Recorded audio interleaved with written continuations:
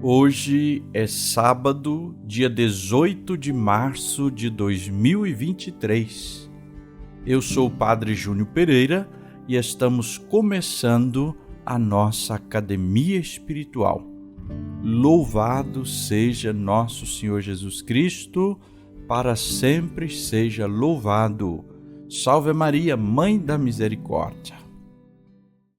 Hoje a Igreja celebra o dia de São José.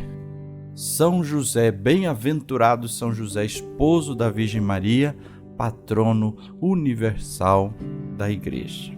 E aí você vai dizer assim, mas padre, não é hoje, o dia de São José é dia 19.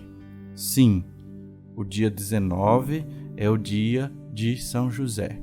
Mas a Igreja tem suas orientações, suas regras e suas normas. Existe um documento da Igreja que se chama Solenitas Paschalis. Este documento dá a orientação sobre toda a preparação e celebração da Páscoa, que é o tempo mais importante, mais singelo da Igreja. Portanto, o tempo da Quaresma prepara a Páscoa. E lá diz que os domingos da Quaresma não podem ser substituídos por nenhuma festa, nem de Jesus, nem da Virgem Maria e de São José ou de outros santos. Portanto, como o dia 19, neste ano de 2023, cai num domingo, que é o terceiro domingo da Quaresma, a Igreja não pode celebrar o dia de São José nesse dia. Então ela antecipa a solenidade de São José para o dia anterior, que seria o sábado, dia 18, justamente hoje que estamos aqui meditando. Então isso não é permitido para ninguém, nem numa paróquia que São José é padroeiro e nenhuma igreja.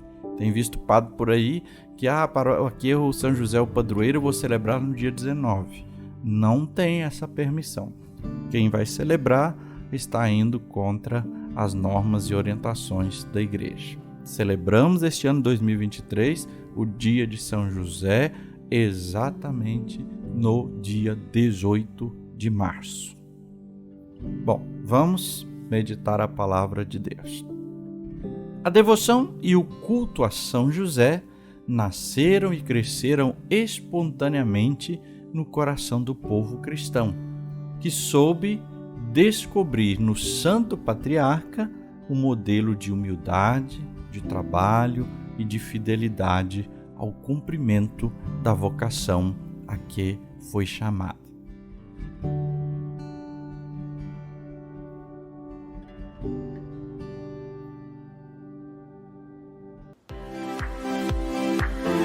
Começa agora a Academia Espiritual, a Palavra de Deus fortalecendo a musculatura da nossa alma. Comunicando, Padre Júnior Pereira.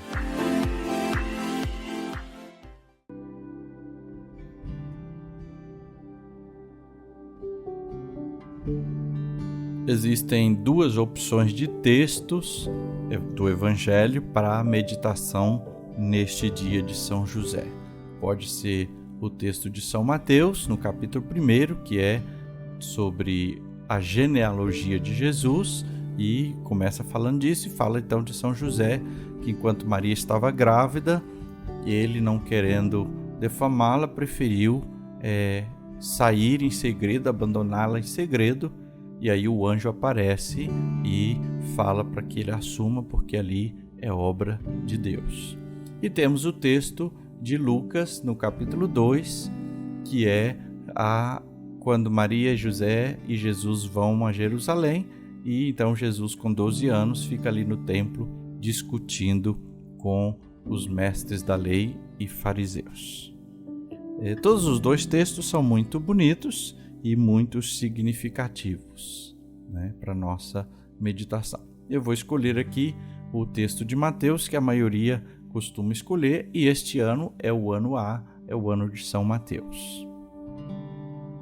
Proclamação do Evangelho de Jesus Cristo segundo Mateus. Glória a vós, Senhor. Jacó gerou José, o esposo de Maria, da qual nasceu Jesus, que é chamado o Cristo. A origem de Jesus Cristo foi assim. Maria, sua mãe, estava prometida em casamento a José, e antes de viverem juntos, ela ficou grávida pela ação do Espírito Santo. José, seu marido, era justo e, não querendo denunciá-la, resolveu abandonar Maria em segredo. Enquanto José pensava nisso, eis que o anjo do Senhor apareceu-lhe em sonho e lhe disse: José, filho de Davi, não tenhas medo de receber Maria como tua esposa, porque ela concebeu pela ação do Espírito Santo. Ela dará à luz um filho, e tu lhe darás o nome de Jesus, pois ele vai salvar o seu povo dos seus pecados. Quando acordou, José fez conforme o anjo do Senhor havia mandado. Palavra da salvação. Glória a vós, Senhor.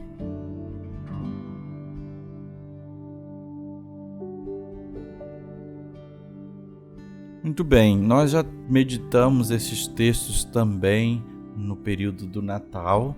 Então hoje eu queria me deter um pouco sobre o grande homem São José e apenas acenar alguma coisa do Evangelho. A tradição da Igreja ensina que depois de Nossa Senhora, São José é o maior santo do céu, porque ele ultrapassa em graça e bem-aventurança todos os outros santos. Você já viu aquelas pinturas antigas ou até algumas imagens que colocam uma auréola sobre os santos? Aquilo ali é uma imagem mística para dizer justamente desta graça e bem-aventurança. Nem todos os santos têm a auréola do mesmo tamanho. Isso vai da graça e da bem-aventurança que tem. E a Igreja ensina que depois de Nossa Senhora, São José é o que tem mais graça e mais bem-aventurança junto de Deus. São José recebeu de um modo real e misterioso a missão de velar pelos cristãos de todas as épocas. Esse também é o ensinamento da Igreja. Todos nós cristãos de todas as épocas temos em São José um protetor, alguém que guarda, um guardião. Ele foi tão santo porque correspondeu fidelizamente à graça que recebeu para cumprir essa missão. Por isso, tanta graça, tanta bem-aventurança. E ele correspondeu plenamente, fielmente a Deus essas graças recebidas. Deus também nos dá muitas graças, mas às vezes nós não correspondemos à altura. Outra coisa ainda sobre São José. O Evangelho o descreve como homem justo. Essa é a grande virtude de São José, um homem justo. Justo é aquele que tem o coração puro e reto nas suas ações e intenções. Além disso, vamos ver também outras virtudes de São José, sobretudo a virtude da humildade. Do mesmo jeito que a gente fala de Nossa Senhora, das dores de Nossa Senhora, a tradição também fala das dores de São José. Ele sofreu algumas dores nesta vida por causa de Jesus. Não tanto quanto Nossa Senhora, por causa da sua íntima ligação, mas sim, também. Por exemplo, quando Maria ficou grávida, acabamos de ouvir no Evangelho. É óbvio que São José sofreu ao pensar em tudo isso, ao pensar em abandonar Maria, ao tentar entender tudo isso. Depois, quando teve que ir para Belém, e lá Jesus nasceu numa manjedoura. A fuga para o Egito, a volta, Jesus perdido no templo aos 12 anos. Isso é um pouco da vida de São José. E ninguém sabe ao certo quando foi que São José morreu. A última vez que nós o encontramos sendo citado no Evangelho é justamente neste momento dos 12 anos de Jesus, quando eles vão a Jerusalém e Jesus se perde de Maria e de José. Também não ouvimos nenhuma fala de São José no Evangelho. Mas, provavelmente, a morte de São José foi a mais serena e santa, porque ele morreu ao lado de Jesus e de Maria. Também os estudiosos fazem várias reflexões a respeito disso, né? Até porque quando falam, não é ele o filho do carpinteiro, porque já não lembram tanto o nome, mas não tinha muito tempo. Mas outras vezes cita, não é ele o filho de Maria, quando citava o nome da mãe, era porque o pai já havia morrido. E assim outros argumentos, reflexões sobre isso, mas não cabe aqui. Uma coisa bonita sobre, embora não saibamos a morte de São José, mas sobre ele é que a igreja, dentro dessa graça que ele recebeu de morrer ao lado de Jesus e de Maria, se tornou então o padroeiro da boa morte. É a ele que nós pedimos e imploramos para que tenhamos a graça de uma boa e santa morte. Aí agora uma pergunta um tanto curiosa. Algumas pessoas vão dizer assim, bom, São José morreu e ele foi para o céu? Como é que foi?